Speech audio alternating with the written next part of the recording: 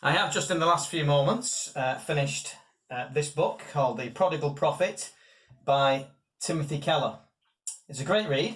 If you want to know who Timothy Keller is, he's the pastor of a very large church in New York City. And that said, he came over to the UK to write some of this book because in the acknowledgements at the back, he thanks the Fisherbeck Hotel in Ambleside for offering that solace to be able to write and parts of his book, which a lot of writers do, don't they? Find someone quiet to do that. The title, The Prodigal Prophet, it comes from, the inspiration for the title comes from the story of the prodigal son.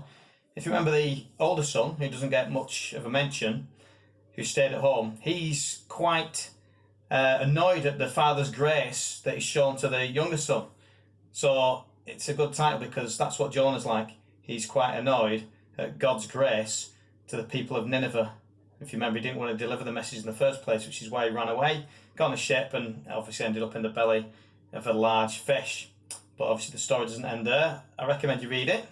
Definitely read the story of Jonah as well in the Bible. It's only 4 chapters and easy to find and easy to read. And then come to this, get this book and have a read of it. Really good. And it challenges us as well. It challenges us to be more gracious to other people, especially to people who we might not have already felt like reaching out to from different walks of society or religions or whatever. So it was quite a challenging read, encouraging read, challenged me as well, as I'm sure it will you. And I'm just going to read a little bit of it just to give you a little flavour of the book. It says, most of us are like Jonah. We must have multiple exposures both to our need for God's grace, which usually come through experience of disappointment and failure, and to the gospel message.